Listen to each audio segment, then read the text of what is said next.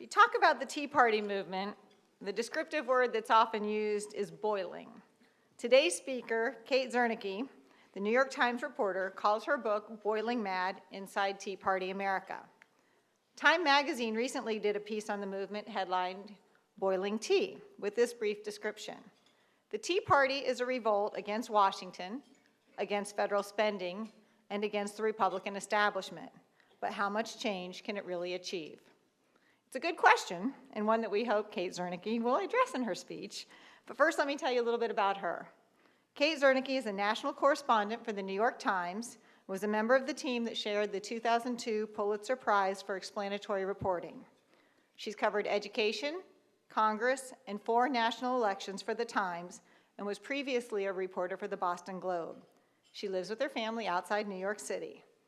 Her book has been described as a surprising and revealing look inside the Tea Party movement, where it came from, what it stands for, and what it means for the future of American politics. We really have to understand this movement to understand American politics in 2011 and beyond. And for that, we now turn to today's speaker, author Kate Zernike.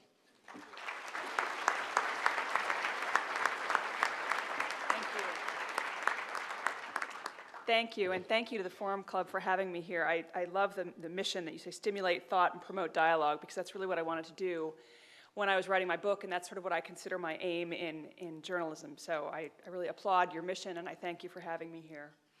I did one of these talks a couple months ago with Sam Tannenhouse. It was at the Times. It was with Sam Tannenhouse, who's the editor of the book review, and Frank Rich, who's Frank Rich. And we joked about what we were going to call the panel, and I said, well, why don't we call it, who are these people? Because when I first started reporting on the Tea Party, this was the question I would constantly get. Who are these people? And I would spend time with Tea Partiers, and they would say, oh, we know what you New York Times people think. You're just here saying, who are these people? So it was this question that kept coming up. It's a question from both sides. The answer, I would say, from the election, we know the answer to that question is these people are a lot more of us than I think we expected. In my book, I talked about how I sort of describe in my book is about sort of an ensemble of characters who start the Tea Party, some of the early activists, people in many cases who were not involved in politics, people of a range of ages, men and women alike, senior citizens, young people who are in their 20s, women, mothers in their 30s. But I would say to people, these look a lot like my suburban neighbors. And I think this was true on Election Day. We saw that the Tea Party sentiment was a lot wider than people expected. A few weeks before the election, I'll just for a minute to talk about the effect in the election. A few weeks before the election, I looked at every single race, House race and Senate race across the country, federal elections, to find out in how many of those races where there was a challenger, where there was not an incumbent Republican, in how many of those races there were Tea Party candidates. We found 138 candidates, 9 running for Senate seats and 129 running for House seats. On Election Day, 5 of those won in the Senate, and 42 won in the House, out of a total of 87 Republicans who won. I think this was, if you looked at the candidates who did win, you could see that this was largely an emotional response on the part of voters. There were candidates who won in spite of quite extensive personal scandals. There was a candidate north of Chicago who won even though in May of this past year, it was revealed that he was in foreclosure on his condo. His entire staff quit on him. The local Republicans thought about replacing him as a candidate. No one thought he was going to win. Democrats thought this was going to be their great chance to keep a seat. He won, basically without a campaign. And to me, it said that people, in many cases, of course, people were looking at a candidate, and these were well-chosen candidates, and they were candidates who were well-qualified. But in many cases, people were just looking and saying, I want a change. I want something different. And it really didn't matter who was in that seat. They were going to pull the lever for new or for change. These people won despite Democrats trying to paint them with what they called extreme positions, things like getting rid of the Department of Education, getting rid of Social Security, phasing out Medicare, replacing them all with private savings accounts. There were I like to say there were 2 E's in consideration in talking about the Tea Party. One was the extremism of the Tea Party, which was sort of something that was thrown around early on, that these were extremists, they were people on the fringe. And I think Democrats really tried to play that and tried to say, look, these people are going to get rid of your Medicare, they're going to get rid of your Social Security, they're going to get rid of the Department of Education, they don't believe in government. I think so on one hand was the sort of threats and concerns about extremism. On the other was the potential of this enormous energy that the Tea Party brought to the elections. I kept saying throughout as we were running up to the midterms, I kept saying, watch the way they're organizing. And it was really striking to me how they had looked at local party organizations and looked at what you needed to do to take over local party organizations. And they were very assiduous. They had looked at how to do community organizing, how to get people out to vote, and they were very serious about this. So you had the extremism on one hand and the energy on the other. What happened, I think, was sort of they split the difference. In the Senate races, I think concerns about extremism meant that the Tea Party, in fact, hurt the Republicans. That in cases like, for instance, with Sharon Angle in Nevada, or with, of course, Christine O'Donnell in Delaware, the Democrats were able to say, hey, these people are too conservative, they are too far to the right for your state, and so voters did not support them. In the House, I think the energy carried the day. That's partly because the Senate races, of course, get more media attention. People are much more likely to, people in Nevada know who Christine O'Donnell is. People in Delaware know who Sharon Angle is. They don't necessarily know who the House candidates are. But in the House, the Tea Party really did have a sweep. It was, over half of the candidates who won in the House were Tea Party candidates. But most striking to me was that 4 in 10 voters on Election Day told exit polls that they were Tea Party supporters. That's 40% of all voters. Now, these people were not necessarily, a much smaller percentage. They weren't necessarily going to rallies or giving money to Tea Party groups, or they hadn't even ever been to a Tea Party meeting. They were just describing themselves as supportive of what the Tea Party movement stood for. If you looked at the number of people who were going to rallies or who were organizing the Tea Party, it's less than 5% of Americans. It's really quite a small percentage.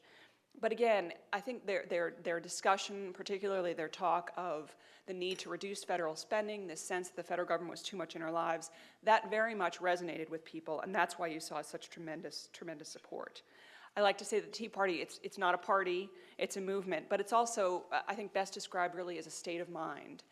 And when you look at these voters and why they were supporting the Tea Party, it wasn't that they considered themselves, members of some new third party. It was that they felt that what the Tea Party was about resonated with them. I think the Tea Party really set the agenda for this year's midterm elections in several ways. One, there was very little talk in the campaign about social issues, in particular gay marriage and abortion, despite the fact that there were 2 large federal court decisions on gay marriage in the months before the midterm elections. If you remember back to 2004, when the Massachusetts Supreme Judicial Court ruled in favor of gay marriage, every candidate was rushing to put out some statement. Candidates were being confronted, what is your position on this? This year, those issues largely went away. The Tea Party didn't necessarily, it's not necessarily that they don't care about those issues, but they felt that for the most part, they had made a strategic decision that if they wanted to get people to support their cause, they shouldn't talk about social issues, which had been so divisive. As one person said to me, the more planks you have in your platform, planks become splinters. It was also the feeling that when the economy was in such bad state, that we really couldn't afford the time to talk about social issues, that it was much more important to talk about the economy. I think Republicans actually, as much as they clashed early on with Tea Party supporters on the issue of local primaries, the Republicans actually welcomed this, establishment Republicans welcomed this change because they understand too that social issues for the most part have been very divisive and have been a problem for them. Another way I think the Tea Party changed this election is that in the past, primary contests have really been sort of sleepy matters if there were primary contests at all. A great number of House candidates typically go without any challenge at all. In this election, there were the primaries were sort of where all the energy was. I mean, you look at states like Kentucky, where you had an establishment Republican running against a Tea Party Republican, Rand Paul. You look at the several primaries where there were incumbent Republican senators who were being challenged by Tea Party candidates. Bob Bennett in Utah, Lisa Murkowski in Alaska. In the House, Bob Inglis in South Carolina. The primaries really became sort of the real battleground in this election. And it was about moving the Republican Party to the right.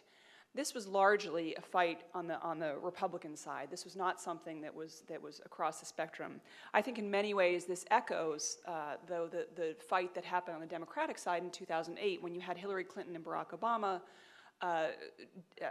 struggling in the primaries. I think that was largely about the future of the Democratic Party and what people wanted the Democratic Party to look like. I think the Tea Party battle has been much more about what people want the Republican Party to look like.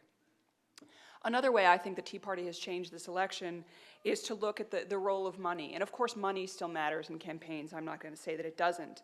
But again, what I kept saying to people was, watch the way they're organizing. I mean, the Tea Party, as much as Sarah Palin, who they really sort of admire for her energy, as much as she made community organizer a term of derision in the 2008 election and made fun of Barack Obama because he'd been a community organizer, the Tea Party people really look at community organizing as as sort of their highest calling, and they thought it was really important to get out there and knock on doors and talk to their friends and to other voters, to their neighbors.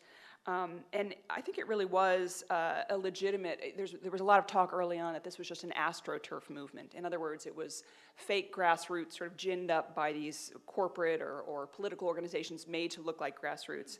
I believe this was a legitimate grassroots movement, at least to start. I think this was motivated by people who were upset or frankly, to use a more colloquial term, freaked out about the economy and the stimulus program and wanted to do something about it.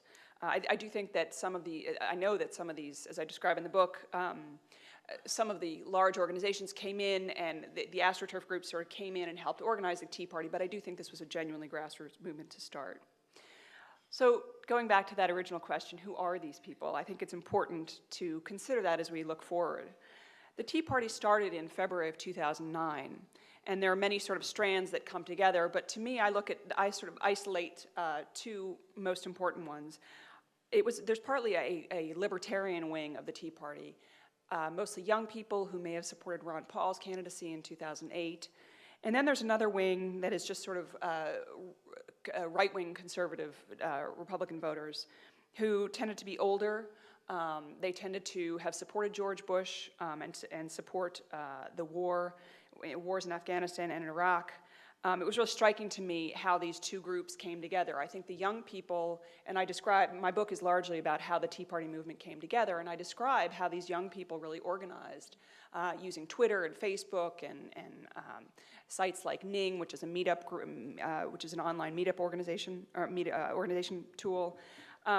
It was striking to me, I was once watching last April on Tax Day, I was watching a Tea Party training session in Washington on the day of the Tax Day rallies. And I looked at the stage and there was a group of, this is described in the prologue to my book, on stage there was a group of 20 and 30 something organizers, and they're sort of, hipsters with their stylized stubble and very mod-looking guys. And then the crowd was really sort of your average older Washington tourist, people in white sneakers and Dockers and carrying drugstore cameras. And the young people on stage were instructing the people in the audience on how to organize, and they were doing things like telling them to read Malcolm Gladwell's The Tipping Point and urging them to get on YouTube. And I just think that it struck me that this was not what a lot of people thought of when they thought of the Tea Party. They didn't understand this mashup of young and old, but they also didn't understand how these were people who weren't just purely angry. They were looking for a way to organize. They were looking for something to do about it. There were a number of other surprises that I found when I started looking into the Tea Party. I go back to the woman who threw sort of the first mass Tea Party protest, and it's not where we would have expected. I think people would have expected perhaps in a red state, but we actually find her in Seattle, which I don't think is anyone's idea of a red state or a red city. Her name's Kelly Carringer. She's half Mexican.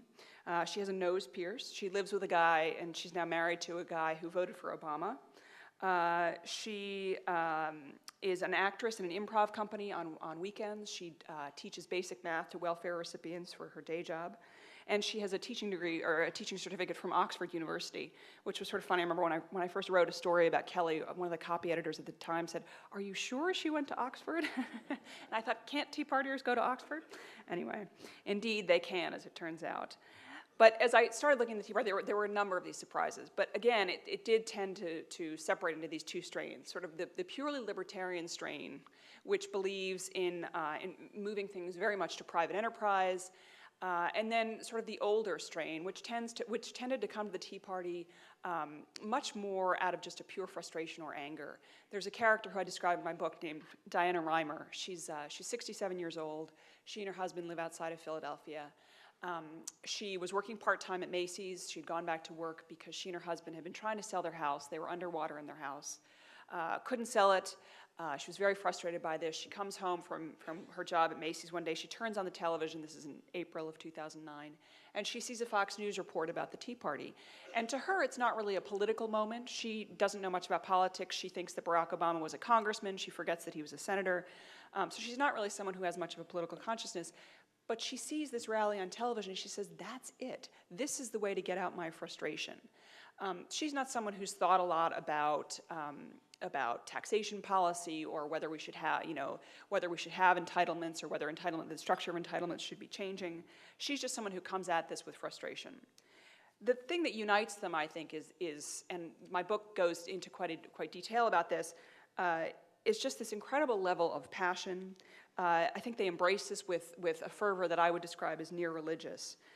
Again, they really believe that community organizing is the highest calling, and they really believe in the Tea Party movement. And they, when you talk to them, it was just the sense, so many people would say to me over and over, this is the most important thing I've ever done with my life. So that is really what's behind the energy that propelled the midterm elections. But this strain within the Tea Party, this split between sort of the libertarian side and the more purely frustrated side, is really something to watch as we look forward, because the issue that propelled the Tea Party and the issue that those 4 in 10 voters are watching the Tea Party and are watching for when we look at the results are to cut the deficit, to cut the debt, to reduce spending. But they also want lower taxes. Now, when you talk to people, when you would push people about how they would plan to do this, a lot of people would say, well, we need to get rid of waste, or we need to get rid of frivolous spending. They tended not to recognize that that if you look at the budget, if you look at the debt, the things that are driving it so high are entitlements like Medicare and Social Security in particular, and military spending. The libertarian side of the Tea Party is perfectly willing, largely because they tend to be younger, they're willing to get rid of or to phase out Social Security and Medicare. A lot of, as I'm sure you understand, a lot of young people sort of feel that they don't expect to get Social Security anyway, and so they believe that needs to be changed. They're okay, in the most part, with cutting military spending. The older voters are not. Again, they tended to be people who supported President Bush. They support the wars in Iraq and Afghanistan. They also tend to be on, half of them are on Medicare or Social Security or live with someone who is, and they tend to believe that those programs are working pretty well. So the big debate is going to be, well, okay, you want to cut spending, how are you going to do it? You want to cut taxes, how are you going to do that and still manage to keep the debt, or to reduce the debt and the deficit? The other question, I think, is what do voters want? Were these Tea Party voters voting for gridlock? Were they voting for, as one man told me, no more laws? I just don't want any more laws, he said. Or are they voting for Congress to do something? Are they frustrated with Congress, which is at its lowest approval ratings ever? Are they frustrated with Congress because they believe that nothing is getting done and they want to see Washington working again? I think voters want both. I think it depends on who you talk to, but I think this split is going to be a problem for Republicans as they try to manage the Tea Party voters, because they could spend all of their time just trying to derail or to defund the health care legislation passed last March, or they can try to sort of move forward and pass laws and work with Democrats. So I think that's going to be a big question going forward. Everyone, of course, wants to know what's going to happen in 2012. To me, what's most significant about 2012 is that the Tea Party, which again set the agenda for these midterm elections, really has not rallied behind any one candidate. Dick Armey, who's the former House Majority Leader, and now the leader of a group called Freedom Works, which has been, as my book describes, more influential than really any of these other outside groups in shaping the Tea Party. I was on a panel with him in September, and someone was pushing him to say who he liked for president, and he said, well, I like Jim DeMint, and I forget who else he said, but so the moderator said, do you like anyone from Alaska? Is there anyone from Alaska on your list? And he said, there's no one from Alaska on my list. And to many Tea Partiers, there's no one from Alaska on their list either when it comes to president. As I mentioned earlier, they like Sarah Palin. When you saw her speak at the Tea Party convention, it was a room of about this size, maybe perhaps double. People were on their chairs screaming and applauding for her. They love her. They think she's great. They love how she rallies the base. But when you look at focus groups and at polls, they don't necessarily think she's qualified to be president. They don't necessarily think that she has done anything to sort of expand her portfolio or expand her experience since she ran for vice president in 2008. So it's striking to me that as powerful or as influential as the Tea Party has been, they have not been able to rally around one candidate. Particularly when you have someone like Sarah Palin, who is so much out there, sort of for the rallying around. You know, she's so much there for the taking. When you ask them who they like, they will often say Mitch Daniels, who's the governor of Indiana, who they admire for, and the former White House budget director under President Bush, for the second President Bush. They like him because he took that state out of a very bad budget situation. They will talk about Mitt Romney, not because they sort of don't, I wouldn't say they don't trust him, but they find him a little too slick, perhaps a little too good looking. They don't necessarily like the health care provision that he passed in Massachusetts, which is of course the model for the federal plan that they so loathe. But they think that Mitt Romney looks presidential and would look good in a debate standing next to Barack Obama, so they will often say that they support Mitt Romney. It's a pragmatism, and I think it was the same pragmatism that actually got Scott Brown elected in Massachusetts. Scott Brown, again, was not one of their candidates, but they recognized that Scott Brown would be the 41st vote in the Senate, so they rallied behind him. The one that most interests me is the governor of my home state, or of my state where I live now, Chris Christie.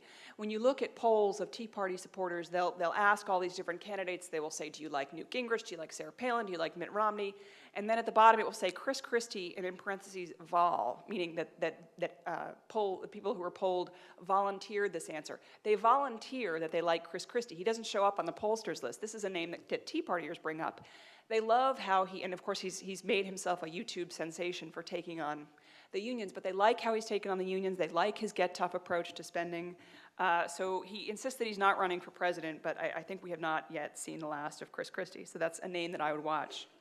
So that's the presidential stakes. The other interesting thing to watch for 2012, and this is already happening in states like Maine and Indiana, is again the primaries. This is going to be where a lot of the energy is.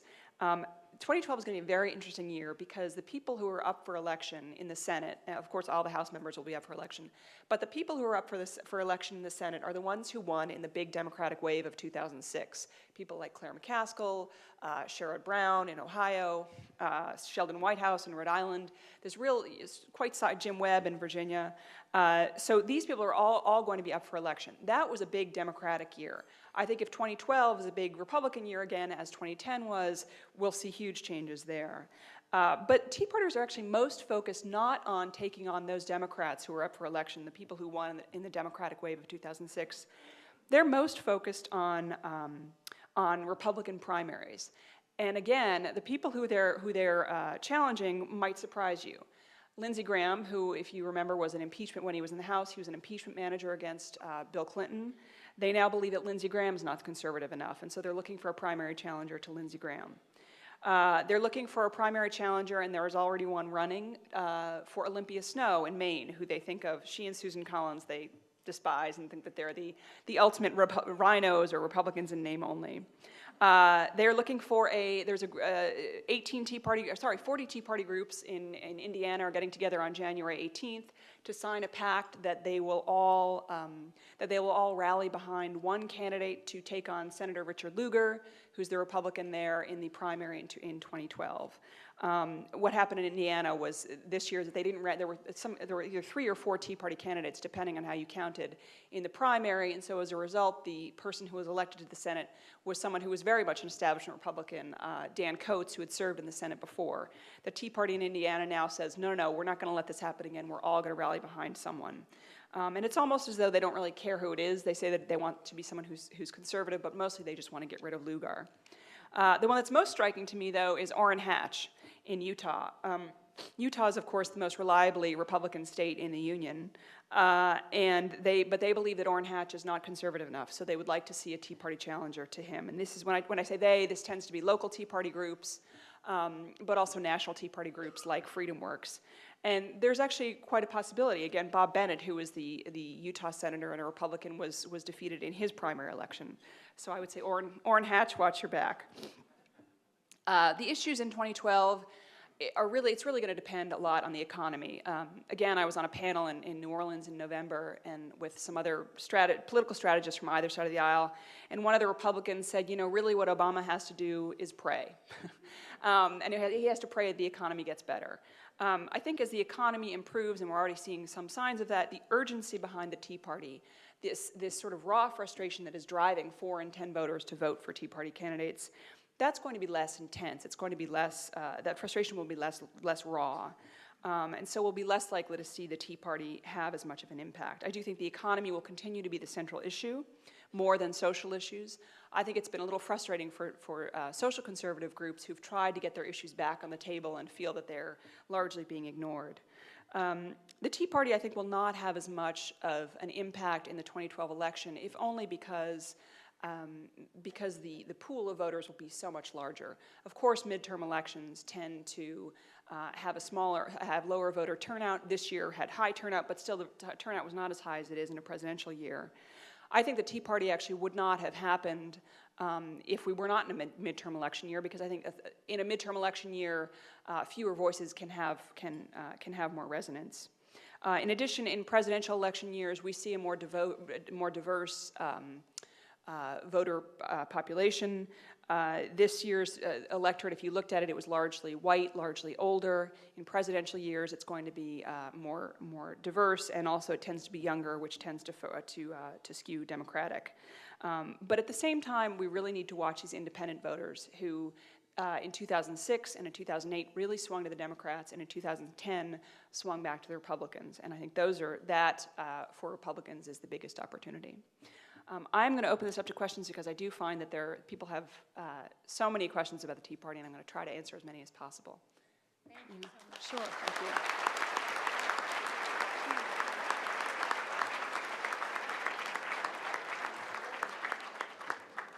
Kate, I want to thank you for giving us clear insight on a movement that's clearly defining politics today, and a small gift of our appreciation. Thank you. In the audience, if you have questions, please raise them, and we'll have somebody pick them up. One of our volunteers is going around now. I see some in the back over here, too. Our first questions, Kate, always come from our students. They often tend to be the hardest ones. And we have 2 questions from the law students at Palm Beach Lakes High School.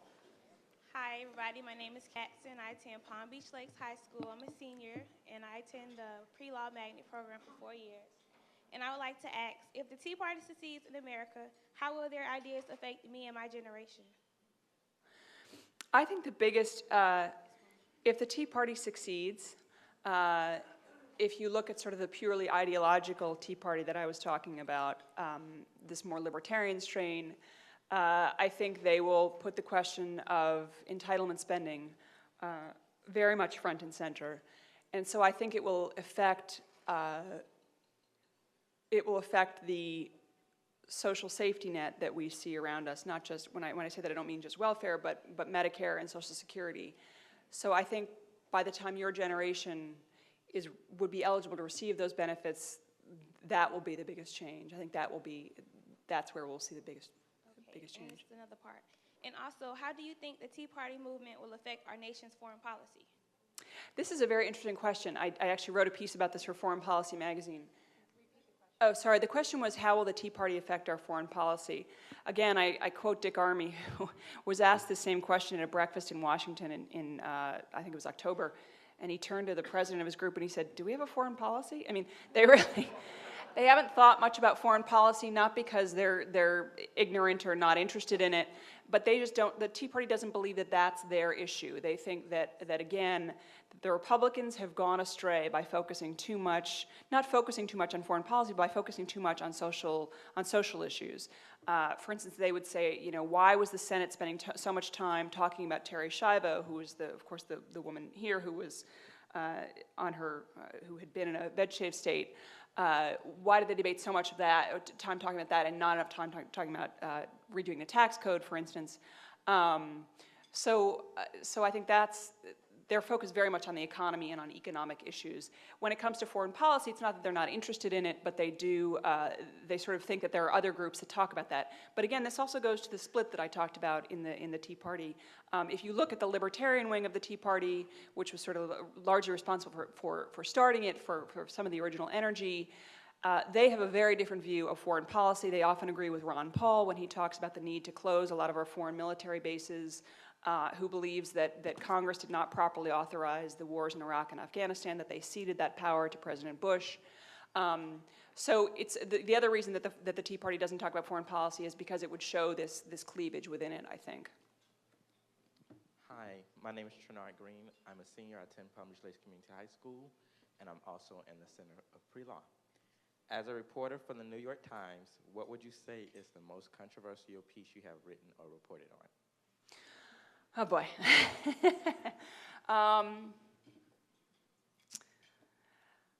I would say, I mean, well, let's see. I mean, I could go back. Are you talking about just on the Tea Party or in general? In general? You know, I still think the piece that I wrote the pieces about the gosh, I hate to say this, but you may not remember this because you're just young enough. But in 2004, when John Kerry was running for president, there were some veterans who had served not with him, but at the same time with him in Vietnam. And when he was making a big deal of his military service in Vietnam, they actually believed that he had sort of fudged his military records or perhaps lied outright about his military records. They were known as the Swiftboat Veterans for Truth, Swiftboat veterans who were campaigning against John Kerry. They were funded by, they were pretty well funded, and I think those were the most wrenching stories to do because obviously you were dealing with a presidential campaign. The stakes were very high, but the passion of Vietnam was just it still amazes me, and probably because I'm too young for that. But that was the most striking to me, and I still get letters and hate mail from people on that. On the Tea Party, I would say though, my hate mail tends to run pretty much both from the left and from the right. It's equally profane. I like to say that my favorite emails tend to come at 2 o'clock in the morning. They're unsigned, or they have fake email addresses, and they address me as Katie. Thank you for your questions. We actually have a number of questions from the audience today, Okay.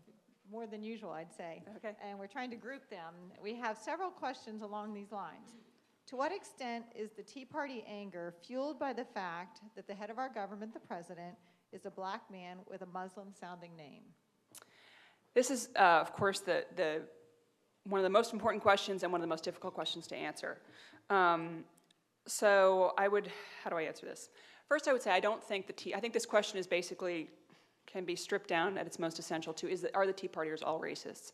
No, that's my answer. Do I think that this movement came up because there was a black man in the White House? Not explicitly, no. I think that this movement came up for several reasons. Again, it came up in a midterm election year because, as I said, a smaller group of voices can be heard more widely.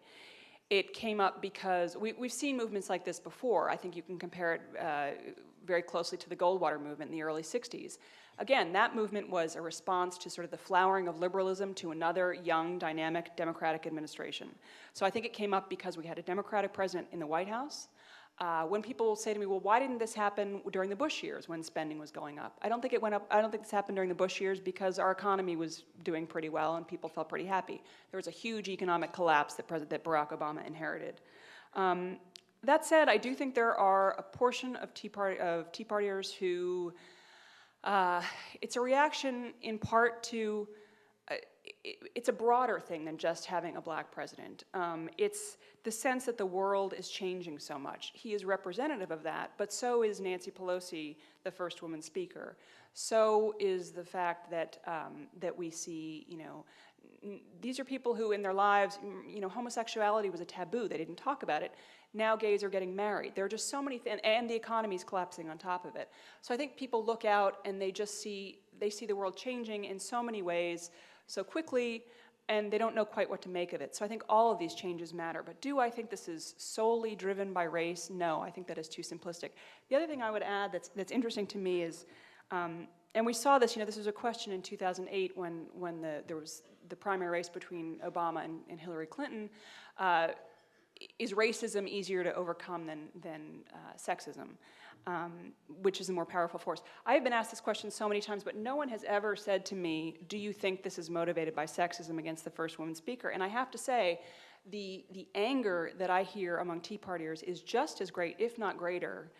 The hatred is greater for Nancy Pelosi than it is for Barack Obama.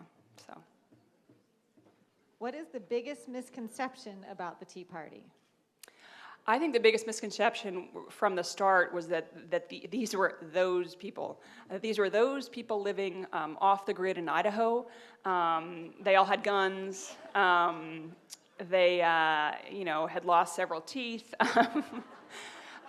So I think again, 4 in 10, 40% of all voters, these are your neighbors. These are, and I see this. I live in a very liberal town in New Jersey, and I did a book signing there, and in walked 4 Tea Partiers. And I think they were a little nervous because they thought that someone might shoo them away. But when you start talking to people, I think the economy has made Tea Partiers of a lot of people. Particularly, they feel that their taxes are going up. Their own purses are tightening. I don't think the administration did a great job at explaining why we needed. The question that I would get from Tea Partiers is, well, we're out of money. Why are we spending more money? Why are we spending more money if we don't have any money? And I think they didn't understand the economic argument, the argument that economists were making, that we needed to stimulate the economy. So I think that argument needed to be made better. Would there be a Tea Party without the internet, Facebook and Twitter? And can you comment on the role of talk radio and Glenn Beck in the Tea Party movement? No, there would not be without the internet. That has been huge. And again, this is a parallel, a somewhat, perhaps you could see it, I guess, as ironic parallel with the left. The Tea Partiers I talked to, one of the women who I spent a lot of time with in my book, 35-year-old mother, again, lives outside of Philadelphia. In the 2008 election, she went to her local Republican Party headquarters, really wanted to get involved, was very excited, and she felt like this Republican Party establishment kind of said, thank you very much, dear, we'll call you. Don't call us, we'll call you. So she went home and she signed up for emails from MoveOn.org, not because she'd become a lefty overnight, but because she really admired the way that MoveOn.org was organizing, particularly on the internet. And she wanted to find what she calls the MoveOn.org of the right. And that's, I think, the way a lot of Tea Partiers see their movement. And they have enormously organized over the internet. They've organized across the country. I mean, you have Tea Party groups talking to each other, from one coast to another. Give me the second part of that question again. Sorry. The comment on the role of talk radio and Glenn right, of course. Beck. I think talk radio has been influential, but not as influential as it was in the Clinton years.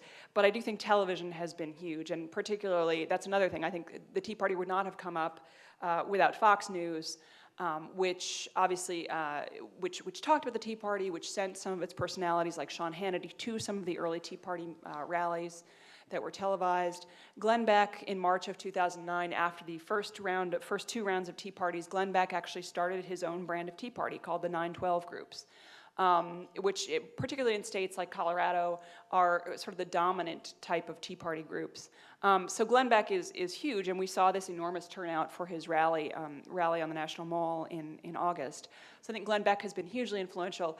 I went to my first Tea Party rally in Rapid City, South Dakota, in November of 2009, and the people I talked to there very much had, their talking points were all taken from Glenn Beck's chalkboard. So it's no doubt that they watch him and they sort of repeat his talking points. During the 2012 elections, we saw in many states Supreme Court justices being challenged by groups. Here in Florida, one of our own justices was also targeted. What is the Tea Party perspective on the judiciary, and do you see this becoming an increasing focus in future elections? It's interesting because, the Tea Party, when most people talk about, if you look at sort of the past hearings for Supreme Court justices, the issue that most conservatives have brought up is judicial activism. And as a friend of mine who's a constitutional law scholar says, judicial activism is whatever you don't like. So if you're a Democrat and you don't like what Republicans are doing, you think they're judicial activists. If you're a Republican, you don't like what the Democrats are doing, you think they're the judicial activists. But it's always been this sort of this trying to legislate from the bench. We didn't hear a lot of that in the hearings for Sonia Sotomayor and Elena Kagan, which were sort of, Kagan in particular were sort of the first hearings of the Tea Party era. What they talked a lot about were things like the Commerce Clause in the Constitution. They talked about, about the Congress's powers to tax and spend. So I think when Tea Partiers talk about the Constitution, which has become sort of their central document, they really, as you saw yesterday, they read the Constitution on the floor of the House. They don't really think that the judiciary has been overactive. They think that, that Congress has been overactive. They don't really talk that much about the judiciary. With 38% of the electorate identifying as independent and fewer as Democrats and Republicans these days, where do you see the two-party system in a decade? I think that, first let me say that, some people will talk about the Tea Party as a third party. Tea Party activists the Tea Party supporters, people who don't go to meetings, tell pollsters the same things. They're not interested in, for the most part, in starting a third party. They look at the experience of Ross Perot and they don't believe that third parties work. They think that third parties end up handing the election to the people they didn't want to win the election in the first place. So I think the two-party system will continue. But I think it will look different. I think some states will face pressure to, because of this large number of independent voters, I do think some states will face pressure to open up their primaries. In other words, so that if you're an independent, you can choose to vote in either the Republican or the Democratic primary. But I don't think that we're going to see the Tea Party turning into some kind of new third party. Do you think any of the Tea Party priorities will get through the next session of Congress? Well, their first priority, if you look at something they wrote called the Contract from America, which is a deliberate play on the Republicans in 1994 having with their contract with America. This is a list of demands of what the Tea Party people, and they had voted on it across the country, what Tea Party people wanted. And their first request was that every bill in Congress would say exactly where in the Constitution it was authorized. Republicans have already agreed to do this. So they've already gotten their way on that. It's a fairly symbolic thing because I think a lot of Democrats will come up and say, well, it says here in the Constitution that we need to do whatever is necessary and proper. Well, you define necessary and proper, and again, there's going to be a lot of dispute over how to identify that. But their biggest goal is really cutting the debt and cutting the deficit. And again, these are really tricky discussions. Most economists will tell you, you can't do this if you're also going to cut taxes. You can't, if you just look at the numbers, you can't do it without significantly biting into entitlement spending, and I don't mean food stamps and welfare for teenage mothers. I mean Social Security and Medicare and military spending. So I think, we may see some reform on earmarks and things like that, but I think cutting the debt is going to be a huge issue. Do you envision Republicans who were swept into office with Tea Party backing during the midterms are they going to cause division within the Republican ranks of Congress? Again, I think this is a question where the answer is different in the House and in the Senate. In the House, there are 43, I think, Tea Party freshmen out of a total of 87 freshmen. That's a fairly, or maybe it's 47, I'm sorry. Anyway, but it's a fairly sizable portion. I think they can have some influence. And I think they've been appointed to some influential committees. And I think House Republicans understand that they are there largely because of Tea Party sentiment. So I think the Tea Party will have some sway with Republicans in the House. In the Senate, I think things are different because Democrats don't need, or Republicans don't have the supermajority, of course. Democrats don't either, but the Republicans don't need every single Republican vote to defeat something. So if Rand Paul wants to say, I'm not going to go along with that because you're not going to give me my balanced budget amendment, which is one of his big priorities, the Republicans actually don't need Rand Paul. So Rand Paul ends up becoming something of a protest vote, and as a result, fairly ineffectual. I think he's smart enough, and I think I think he wants to have influence. So I think we will see the Tea Party working with Republicans. I think they just have more leverage in the House. Our last question. Is there a common thread that connects all Tea Party members, and if so, what is it? I would say ideologically, it's the sense that we're spending too much money and a real concern about the federal debt this notion, I think maybe it was even Sarah Palin who first called it this, but that, bankrupting the next generation. And so I think that's it's the debt and the deficit, which is the biggest issue, and which ties together what I talked about earlier, the sort of frustrated wing of the Tea Party and the Libertarian wing of the Tea Party. That's the issue they can agree on. But I guess it would also be the frustration. But again, as I try to describe in my book, I mean, everyone in my book is so passionately committed to this, and again, I kept hearing over and over and over, this is the most important thing I've done with my life. So I think it's this sense of mission, and it's this sense of that they're really doing something important, and that's what is sort of the hallmark of them, and I think that's what's going to be most interesting to watch as we look toward 2012. Thank you. Thank you. Thank you.